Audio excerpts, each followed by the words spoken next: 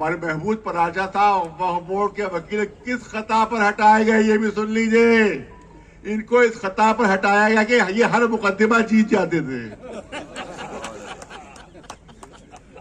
सिर्फ इसलिए इनको हटाया गया वक्फ बोर्ड से कि हर मुकदमा जीत जाते थे, जबकि वहां वकील इसलिए मुकर्रर होता था कि तुमको हारना है, जीतना नहीं है। और यूपी के वक्फ बोर्ड की पूरी तारीख है कि आज तक यूपी का वक्फ बोर्ड कोई मुकदमा जीता ही नहीं है। नहीं, यहाँ का वक्फ बोर्ड कोई मुकदमा जीता, तो इनकी खता ये थी कि ये जीत जाते थे, इसलिए हटाया गया। अभी जुमे के दिन ऐवान गालिब में 400-500 वकील हम लोग इकट्ठे हो रहे हैं। अब हमने ये तय किया है वकीलों ने कि हम लोग आगे रहेंगे। ये जो हमारे सरकारी नौकर बैठे, देखिए उधर, ये जो पब्लिक सर्वेंट हमारे बहुत शुक्रगुजार है कि हमारी जितनी ये प्रॉपर्टीज हैं और इनके लिए ये अदालत में और कानून का हमें सहारा लेना चाहिए।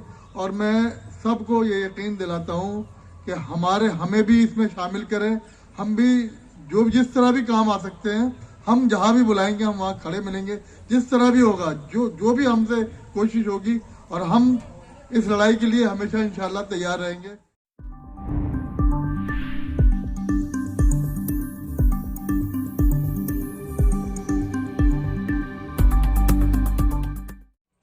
अब मैं 1 मिनट में आपको कानूनी नजरिया बताना चाहता हूं कि वक्फ बोर्ड क्या वक्फ की प्रॉपर्टीज की मालिक है?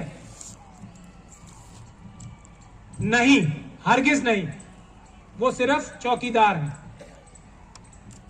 सिर्फ अगर सही कानूनी नजर से देखा जाए तो वक्फ बोर्ड सिर्फ एक मुतवल्ली की हैसियत रखते हैं, उससे ज्यादा कुछ हैसियत वक्फ बोर्ड की नहीं है, पूरे वक्फ बोर्ड की। वो वक्फ के कानून के तहत, जो वक्फ एक्ट है 1995, अभी उसके हिसाब से काम करने के लिए चौकीदार हैं, उससे ज्यादा वक्फ बोर्ड कुछ नहीं है। चेयरमैन और भी कुछ नहीं होते। चौधरी शरीफ साहब यहां मौजूद हैं, वक्फ बोर्ड के मेंबर हैं और वक्फ बोर्ड के चेयरमैन। सिर्फ दिल्ली में ही नहीं, चौधरी शरीफ साहब ने तो बहुत अहम लड़ाई लड़ी है। उसकी वजह से आज वक्फ की प्रॉपर्टीज जो बची हुई है दिल्ली में कुछ, उसमें चौधरी शरीफ और नईम फातिमा, ये 2 वक्फ बोर्ड के मेंबर्स हैं।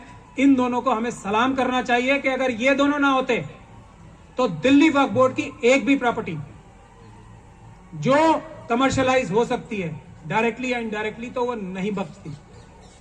ये मैं बात पूरी जिम्मेदारी के साथ कह रहा हूं और मजबूरी के हालत में बहुत ही मजबूर होकर कह रहा हूं, वरना मैं इतनी सख्त और तल्ख बातें कम से कम ऐसे लोगों के बारे में नहीं कहता जो कहनी पड़ रही है, इसलिए कहना पड़ता है। तो ये इन दोनों मेंबर्स की वजह से पिछले 5 साल में बची हैं, नहीं तो यहां पे दिल्ली वक्फ बोर्ड में और दूसरी जगह भी चेयरमैन जो है अपने आप को शहंशाह समझने लगते हैं। ये सबसे बड़ी कमी है। तो चेयरमैन की हैसियत एक मेंबर के बराबर होती है, ये कानून है। एक मेंबर से ज्यादा हैसियत चेयरमैन की नहीं होती। लेकिन चेयरमैन, आप सब लोग मुतवल्ली भी हैं यहाँ पे बहुत सारे, चेयरमैन क्या शहंशाह से कम अपने आप को समझते हैं? आज वाले चेयरमैन ही नहीं, आज तो कुछ ज्यादा ही कर रहे हैं, लेकिन पहले चेयरमैन भी अपने आप को शहंशाह समझते थे। वो शहंशाह नहीं है। ये बुनियादी बातें हैं जो हमें समझने की जरूरत है। बोर्ड, पूरा बोर्ड जो डेमोक्रेटिक तरीका है, जो जमहूरियत का तरीका है, वोट देकर कोई फैसला कर सकता है। चेयरमैन की हैसियत, किसी भी चेयरमैन की हैसियत, जो बोर्ड का रेजोल्यूशन पास होके जो उसको ताकत दी जा सकती है, वही जो ताकत दी जा सकती है वही ताकत उसके पास होती है। दिल्ली में चेयरमैन की ताकत सिर्फ मेरे ख्याल से 5,000 रुपए का है जो रेजोल्यूशन है। 5,000 रुपए से ज्यादा पैसे देने की हैसियत भी चेयरमैन की नहीं है दिल्ली वक्फ बोर्ड में। अगर वो देते हैं तो वो जुर्म है, वो आईपीसी की धाराओं के तहत जुर्म है, जिसकी सजा उम्र कैद तक है 409। ये है वक्फ बोर्ड के चेयरमैन की हैसियत।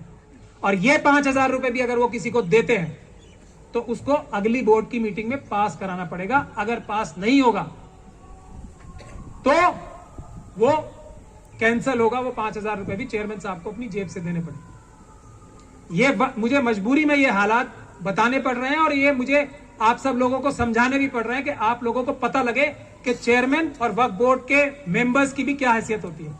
अब सारे के सारे मेंबर मिलके कोई बेईमानी पे आमादा हो जाए कि हम जामा मस्जिद बेच दें, ये करबला बेच दें, जैसे इसी करबला, और मुझे खुशी है आज इस बात की, मौलाना कल्बे जवाद साहब यहाँ मौजूद हैं, अंजुमन हैदरी के वो लोग, वो ऑफिस बेरर सारे यहाँ मौजूद हैं, बहादुर अब्बास नकवी साहब हैं, दूसरे सारे ओहदेदारान यहाँ मौजूद हैं, जिन्होंने मुट्ठी भर लोगों ने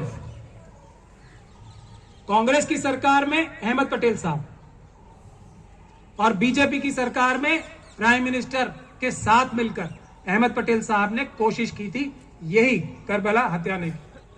तो कुछ मुट्ठी भर लोगों ने, तब भी वक्फ बोर्ड खिलाफ था, तब भी यही चेयरमैन साहब थे, इन्होंने अपना एफिडेविट लगा के बोला था कि ये जमीन 22 या 17,000 रुपए 17,000 रुपए महीने पे ये 2 एकड़ जमीन दे देनी चाहिए। ये चेयरमैन वक्फ बोर्ड ने एफिडेविट लगा के आर्बिट्रेशन में बोला था।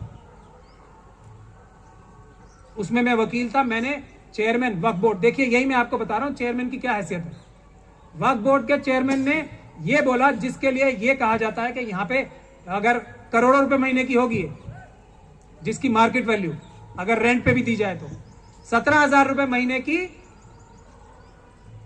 लीज पर इसको दे दिया जाए एक काबिज को, जो कि माली था, मालिक बनने की कोशिश कर रहा था। तो कोर्ट का क्या फैसला आया, आर्बिट्रेटर का क्या फैसला आया कि चेयरमैन ने भले ही ये एफिडेविट दिया हो, लेकिन चलेगी कानून की, जो कि उसके वकील ने, यानी कि मैंने बताया। इसीलिए चेयरमैन को अपनी हैसियत बताई अदालत ने, कानून ने, और वो बात 17,000 रुपए की नहीं चली। ये मैं आपको बता रहा हूं कि आप लोगों को, हर एक मुतवल्ली को इस बात को समझना चाहिए। किसी भी मुतवल्ली को, दूसरी इंपॉर्टेंट बात बता रहा हूं, किसी भी मुतवल्ली को वक्फ बोर्ड के बाप की जागीर नहीं है कि कान पकड़ा और उमेट के बाहर फेंक दिया। किसी भी इमाम को वक्फ बोर्ड की जागीर नहीं है पर्सनली। मैं सारे वक्फ बोर्ड के मेंबर समेत बोर्ड की बात कर रहा हूं, चेयरमैन की नहीं। हालांकि चेयरमैन अपने आप ये सब काम करते हैं। औकात और हैसियत भारत के संविधान और कानून ने नहीं रखी है कि बगैर इंक्वायरी करे किसी को निकाल दे, किसी मुतवल्ली को। यह कॉन्फिडेंस आप लोगों को होना चाहिए हर एक मुतवल्ली को। अगर हटाते हैं तो वो गैर कानूनी होगा, बगैर प्रॉपर इंक्वायरी करें। तीसरी अहम बात, पूरा वक्फ बोर्ड चौकीदार है, मैं ये बात आपको बता चुका हूं। मालिक अल्लाह है वक्फ की प्रॉपर्टीज की।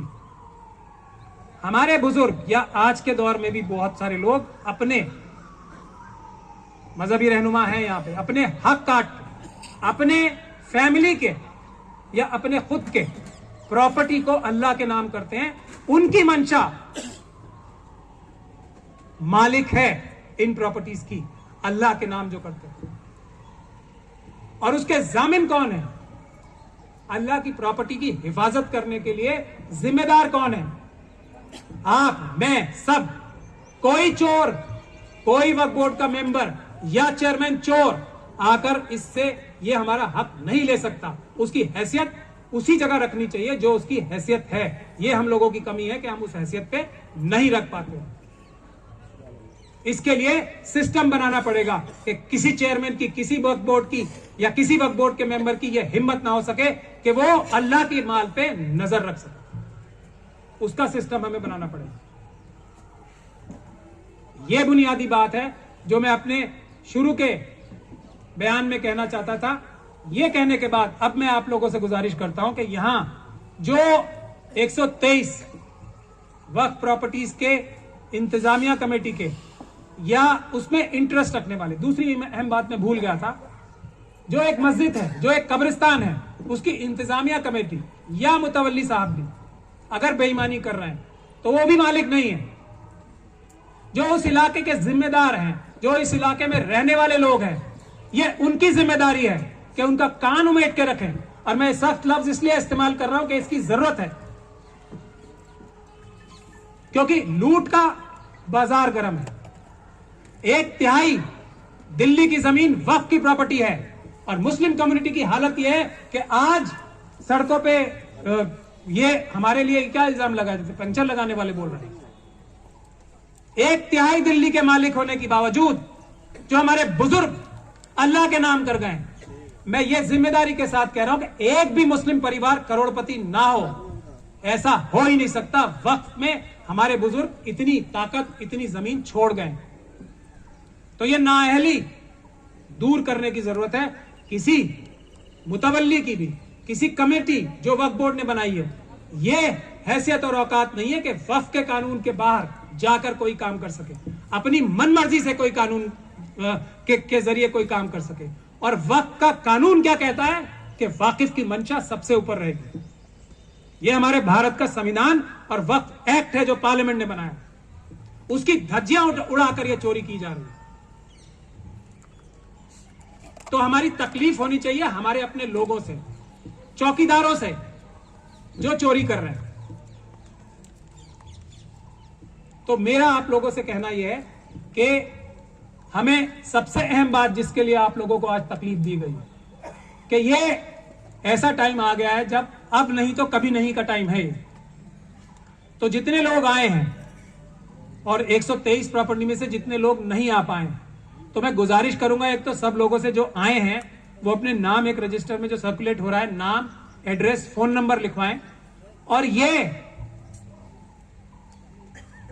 एक अज़्म करें आज कि बाकी जो 123 प्रॉपर्टीज के लोग बच गए उन लोगों को भी जिम्मेदारी लें, कौन किसको जानता है वो भी लिख के दें इस रजिस्टर में खुद कि मैं ये, बाकी हम आपको एक लिस्ट दे देंगे जिसके पास नहीं है 123 की प्रॉपर्टीज की लिस्ट, यहां स्टेज से आके देख ले, आइडेंटिफाई करे कि मैं इन बाकी लोगों से जो आज यहां मौजूद नहीं है उनको कांटेक्ट करूंगा और उनको लेकर आएंगे, क्योंकि हम एक टीम बना रहे हैं। मैं वो भी आपके सामने अर्ज करूंगा, हम वकीलों की भी एक टीम बना रहे हैं। अभी जुमे के दिन ऐवान गालिब में 400-500 वकील हम लोग इकट्ठे हो रहे हैं। अब हमने ये तय किया है वकीलों ने कि हम लोग आगे रहेंगे। ये जो हमारे सरकारी नौकर बैठे, देखिए उधर ये जो पब्लिक सर्वेंट हमारे नौकर बैठे हैं ना, ये इनमें जो भ्रष्ट अधिकारी होते हैं उनका नाजायज गलत तरीके से सरकारें इस्तेमाल करती हैं। जो कानून तोड़कर, आईन और संविधान तोड़कर काम करना चाहती हैं, वो जो हमारे नौकर हैं, पब्लिक सर्वेंट हैं, उनका गलत इस्तेमाल करके हमें डराया और धमकाया जाता है। तो ये जो सरकारी यानी कि पब्लिक के सर्वेंट है, पब्लिक के नौकर हैं, उनको टैकल करने के लिए भारत के संविधान ने जो प्रावधान रखा है वो है वकीलों का, अदालत का। तो इसीलिए क्योंकि वकील माहिर कानून होते हैं, स्टूडेंट होते हैं कानून के, अदालतों में और कानून का उनको नॉलेज होती है, तो ये जो गैर कानूनी हमले होते हैं इनको रोकने के लिए सबसे मुफीद जो सिस्टम है हमारे देश का वो वकीलों का है।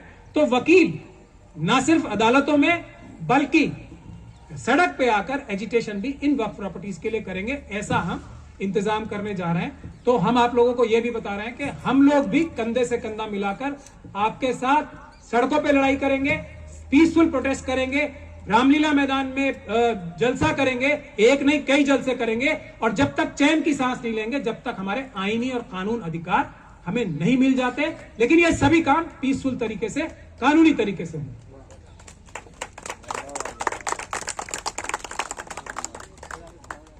तो ये नौकरों को भी, जो हमारे और आपके भारत देश की जनता के नौकर हैं, उनको भी एक मैसेज जाना जरूरी है कि चोरी पकड़ने वाले जो सिस्टम है हमारे देश का, वो वकील इस काम में आगे आ रहे हैं। तो वो जो पॉलिटिकल लीडरशिप उनको गैर कानूनी काम करने के लिए आदेश देती है, उनके वो आदेश ना माने, सिर्फ उसी संविधान के तहत बातें माने, उसी संविधान के तहत काम करें जिसकी शपथ लेके वो नौकरी अपनी ग्रहण करते हैं या शुरू करते हैं।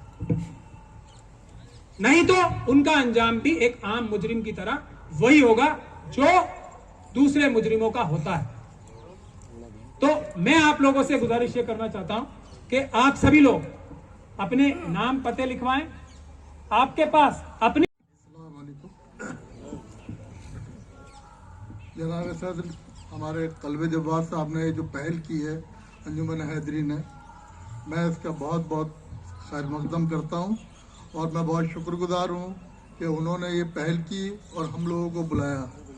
मैं महमूद भाई की बातें हमने सुनी, बहादुर अब्बास साहब ने हमें तफसील से बताया, और ये कदम बहुत ज़रूरी था और बहुत जल्दी शुरू कर दिया गया। इसमें काफ़ी दिन से लग रहे थे, काफ़ी दिन से कोशिश चल रही थी। महमूद भाई भी काम कर रहे हैं, कल्बे जब्बार साहब भी काम कर रहे हैं। हम उनका बहुत शुक्रगुजार हैं कि हमारी जितनी ये प्रॉपर्टीज़ हैं, और इनके लिए ये अदालत में और कानून का हमें सहारा लेना चाहिए। और मैं सबको ये यकीन दिलाता हूँ कि हमें भी इसमें शामिल करें।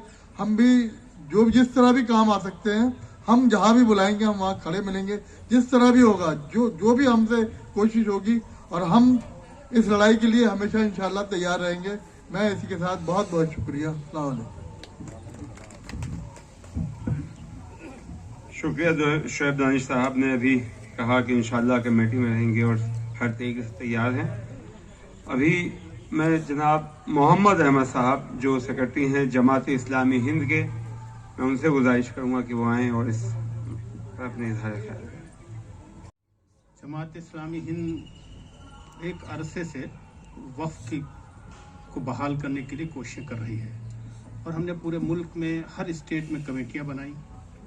मुझे इसका बहुत तल्ख तजर्बा है।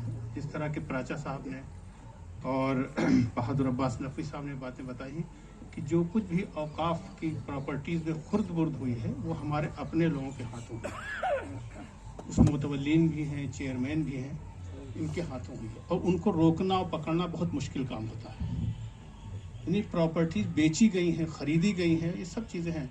आपको मालूम है कि सबसे ज़्यादा वक्फ की प्रॉपर्टीज़ सबसे ज़्यादा पंजाब में थी, उसके बाद दिल्ली, लखनऊ और हैदराबाद में सबसे ज़्यादा पूरे मुल्क में फैली हुई है। ऐसा नहीं हुआ कि बोर्ड के चेयरमैन ने हमेशा जो है खुर्द-बुर्द की हो या उसकी पावर न रही हो। प्राचा साहब से मैं इस बात पर अख्तलाफ करूँगा। बहुत से बोर्ड के चेयरमैन ऐसे आए, मैं उनका नाम लेकर आपको बता सकता हूँ। मेरे उनके ज़ाती ताल्लुकात थे। जैसे पंजाब के बोर्ड के चेयरमैन वो रहे हैं मंजूर अहमद साहब, IPS थे वो। उन्होंने बहुत सी प्रॉपर्टीज़ बहाल कर, उन्होंने बहुत सारा इसमें काम किया है। अभी शरीफ साहब का तज़किरा किया, शरीफ साहब ने बहुत सा काम किया है। बहुत सारे मुखलिसीन भी इस काम में लगे हुए थे। लेकिन इसमें जिस तरह खुर्द-बुर्द होती है और जिस तरह से हुकूमतें उसमें इन्वॉल्व रहती हैं, बहुत मुश्किल होता है। ये बात अलबत्ता प्राचा साहब की सही है कि वक्फ बोर्ड को कोई पावर हासिल नहीं है, वो बहुत सारे कोई ताकत हासिल नहीं होती।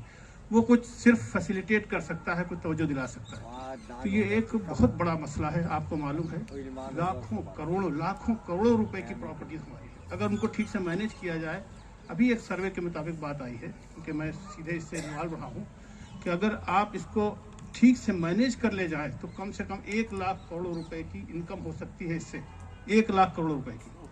अभी प्राचा साहब ने कहा कि हर आदमी करोड़पति बन सकता है। जब 1/3 दिल्ली आपकी है तो हर आदमी करोड़पति बन सकता है। लेकिन ये सब कुछ ज़ाय हो रहा है। इतनी तकलीफ देह बातें हैं, इतना तकलीफ है इसमें। तो सब मिलकर अगर ये करेंगे, मैं अपनी बात ज़्यादा लंबी नहीं करना चाहता, सिर्फ ये कहना चाहता हूँ कि ये बहुत खुश आइन पहलू है कि डॉक्टर कल्ब जवाद साहब की सदारत में और आपकी रहनुमाई में ये कमेटी बनी है। और 123 ही सिर्फ नहीं है, बल्कि हमें पूरे मुल्क को टेकअप करना होगा। जमात इस्लामी पहले से काम कर रही थी, और अब आप कहेंगे तो आप हर तरह से हम आपके लिए तैयार हैं। और जमात का पूरा नज़्म नेटवर्क पूरे मुल्क में है। आप जहाँ कहेंगे हम बहुत सारी चीज़ें वहाँ आपको प्रोवाइड कर सकते हैं, अफराद भी दे सकते हैं और कमेंट करेंगे। तो मैं इसी पर अपनी बात करता हूँ। सूरज गुरूब हो रहा है, ये सूरज उभरता भी रहेगा, गुरूब भी होता रहेगा। मगर मैं चाहता हूँ कि इस जलसे से इत्तेहाद का ऐसा सूरज तुलू हो कि जो फिर कभी गुरूब ना हो। ये मकसद है इस जलसे का, इस जलसे का ये मकसद है कि सब के सब मुत्तहद होकर जो है वो इस सिलसिले पर काम करें। या आप याद रखें कि दुनिया की सबसे बड़ी क़ुव्वत का नाम है इत्तेहाद। इत्तेहाद से बढ़कर कोई क़ुव्वत नहीं है। यही इत्तेहाद है कि छोटी छोटी जमातें जो है वो बड़ी बड़ी कामयाबियां हासिल कर लेती हैं। इत्तेहाद की वजह से अंजुमन हैदरी कितने मेंबर हैं? 250, कुल 250 मेंबर हैं। टकराए किससे? शीला दीक्षित से। टकराए किससे? अहमद पटेल से, कि जो पूरे हिंदुस्तान पर छाए हुए थे। उनके हुक्म से गवर्नर बदल जाता था, उनके हुक्म से वजीर आला बदल जाता था, उनसे टकराए। लेकिन ये 250 लोग आखिर में कामयाब हुए, क्योंकि नीयत में खुलूस भी था और इत्तेहाद भी था। तो जब 250 लोग इतनी दिल्ली हुकूमत के ऊपर गालिब आ सकते हैं, तो 20 करोड़ मुसलमान अगर मुत्तहद हो तो कौन सा काम है जो नातमाम रह जाएगा। और मुमकिन नहीं कि हमें कामयाबी ना मिले। लिहाजा इस सिलसिले में इत्तेहाद जरूरी है, खुलूस नीयत जरूरी है। आप याद रखें, मैंने कहीं भी अर्ज किया से पहले कि अंग्रेजों ने इस बात पर तहकीक शुरू की कि मुसलमान किस बुनियाद पर अपने पैरों पर खड़े हो सकते हैं, किस बुनियाद पर मुसलमान अपने पैरों पर खड़ा हो सकता है। तो उनको पता चला कि इतने औकाफ उनके पास हैं, इतनी जायदादें उनके पास हैं औकाफ की, कि इसकी बुनियाद के ऊपर मुसलमान भीख मांगेगा नहीं, दूसरों को भीख देगा।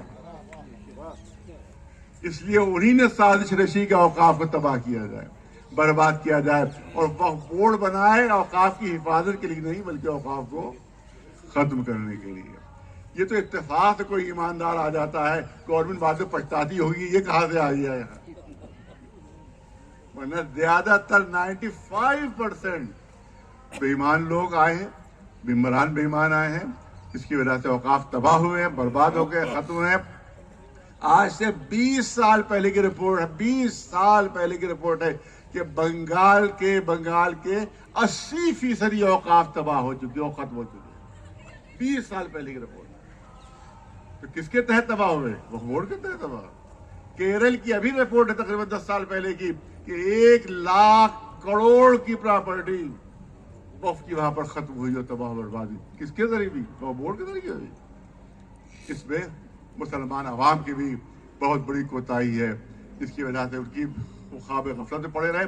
जब मैंने 20 साल पहले लखनऊ में तहरीक शुरू की वक्फ की तो जब जलसे किए हैं तो 50 लोग से ज्यादा उस जलसे में नहीं होते थे, उसमें 50 में भी 25 बच्चे होते थे।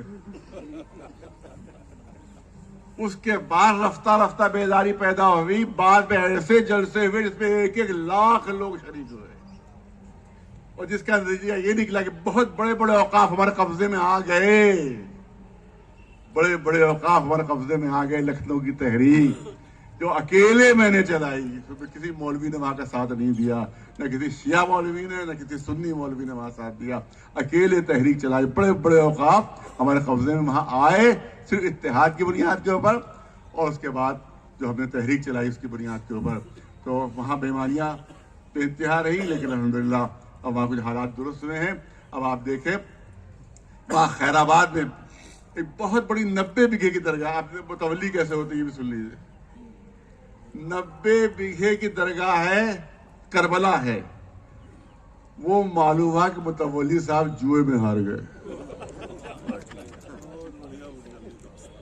मुतवल्ली साहब जुए में हार गए, करबला की 90 बीघे जमीन। उसके बाद वहां सुन्नी हजरात भी, शिया हजरात भी सब इकट्ठा हुए, और जो जुआरी आ रहे थे कब्जा करने के लिए उनको लाठियों से मार मार के पकाया। तब कहीं जाकर करबला बची है। हमारे क्या लखनऊ में ऐसे 15 साल पहले की बात है, कुछ लोग रात में घबराए हुए आए, अरे साहब हमें हटाया जा रहा है, हमें हटाया जा रहा है।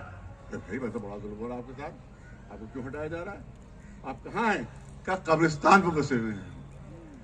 कब्रिस्तान में बसे हुए? कब्रों पर आपने मकान बनाए? अरे कब्रों पर मकान बना, वही पैखाना, वही पेशाब, वही सब कुछ। अरे साहब वो नीचे रह रहे हैं, ऊपर रह रहे हैं, तो हरज क्या है? अरे 2 मंजिला इमारतें होती नहीं है, एक आदमी ऊपर रहता है, एक आदमी नीचे रहता है, तो समझिए 2 मंजिला इमारत, नीचे मुर्दे रह रहे, ऊपर जिंदे रह रहे। ऐसे ऐसे हालात से गुजरना पड़ा है, तब कहीं जाकर कामयाबी हुई है। तो इसमें हमारी कौम की भी बहुत बड़ी लापरवाही और बहुत बड़ी खता है। अरे 6 मस्जिदें मेहरौली में बुलडोजर से हमारे रहमान साहब ने गिरवाई, सारे काम उनके शैतानी थे, नाम रहमान था। रहमान साहब ने गिरवाई 6 मस्जिदें मेहरौली में, किसी के कान पर जू तक नहीं गिरेगी।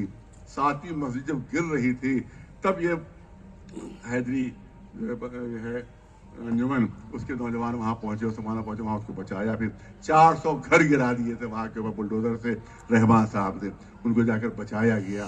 फिर दोबारा मस्जिदें वहां आबाद हुई। तो इसमें किसकी खता है? इसमें हमारे अवाम की खता है, और वो मौलवी हजरात जो घरों के अंदर बैठे रहते हैं उनकी भी खता है। इसकी वजह से इतनी तबाही, इतनी बर्बादी हमारे मच रही है। लिहाजा गुजारिश है कि इत्तेहाद के साथ आगे बढ़ें, और ऐसा इत्तेहाद हो कि ये इत्तेहाद ना हो बल्कि एक सैलाब हो। ये इत्तेहाद ना हो, ये सैलाब हो कि जिसमें सारे बेईमान इनायतुल्लाह अमानतुल्लाह जैसे बह जाएं, ऐसे जितने बेईमान है सब इसी सैलाब में बह जाएं। जो है हमारे तो अल्लाह कम है, और दूसरा नाम जो लिया है वो ज्यादा है। तो सारी बेईमानियां इन्हीं के थ्रू हुई है, सारी बेईमानियां इन्हीं के थ्रू हुई है। लेकिन कौम अगर आमादा रहे, बेदार रहे, तो ऐसी बेईमानियां नहीं हो पाएगी। तो जरूरी है कि सब इत्तेहाद का मुजाहरा करते हुए ये तहरीक आगे बढ़े और पुरअमन तरीके पर, कानूनी तरीके पर, कानूनी तरीका भी इख्तियार किया जाएगा और कानूनी तरीके के साथ साथ पुरअमन अगर मुजाहरे की जरूरत पड़ी तो पुरअमन मुजाहरा भी हम लोग करेंगे इस सिलसिले में। लेकिन जैसे मैंने वहां अर्ज किया, क्योंकि अल्लाह की जायदाद है। अरे दो आदमियों की कमेटी ने फैसला किया, 2 आदमियों की कमेटी ने फैसला किया कि साहब ये वक्फ की जायदाद शामिल हो जाए। 2000 आदमियों की कमेटी की फैसला कर ले, तब भी वो कमेटी का फैसला माना नहीं जाएगा, क्योंकि ये अल्लाह की जायदाद है। बस अपनी बात को मुकम्मल कर रहा हूँ, वो बस वही बात दोहराना चाहता हूँ कि हम जाने दे देंगे मगर जाने नहीं देंगे, औकाफ की जमीन को जाने नहीं देंगे, जाने नहीं देंगे। यही है फैसला हम कर ले तो इंशाल्लाह कामयाबी हमारे कदम चूमेगी। हमारे महमूद पराचा साहब मौजूद हैं, चौधरी शरीफ साहब हैं, तमाम हमारे जमात इस्लामी के हजरात हैं। ये सब के सब इतनी बड़ी बड़ी तंजीमें हैं। जब 250 अफराद की तंजीम इतनी बड़ी कामयाबी हासिल कर सकती है तो इनके तो माशाल्लाह लाखों मेंबर है या जमीयतुल उलमा के लाखों मेंबर हैं। ये सब के सब अगर जमा हो जाए तो बड़ी से बड़ी कामयाबी जो है वो हमें मिल सकती है। अच्छा, इनको बस आखिरी जुमले, इनको हटाइए। वक्फ बोर्ड के वकील थे हमारे महमूद पराचा था, वक्फ बोर्ड के वकील किस खता पर हटाए गए ये भी सुन लीजिए। इनको इस खता पर हटाया गया कि ये हर मुकदमा जीत जाते थे, सिर्फ इसलिए इनको हटाया गया वक्फ बोर्ड से कि हर मुकदमा जीत जाते थे, जबकि वहां वकील इसलिए मुकर्रर होता था कि तुमको हारना है, जीतना नहीं है। और यूपी के वक्फ बोर्ड की पूरी तारीख है कि आज तक यूपी का वक्फ बोर्ड कोई मुकदमा जीता ही नहीं है, नहीं यहाँ का वक्फ बोर्ड कोई मुकदमा जीता। तो इनकी खता ये थी कि ये जीत जाते थे, इसलिए हटाया गया। लिहाजा मेरी इस पर भी गुजारिश है कि वक्फ के वकील को दोबारा वक्फ बोर्ड का वकील बनाया जाए। अगर हारना है तो इसको नीचा बनाओ, और अगर जीतना है तो महमूद पराचा साहब को वहां पर आना जरूरी है।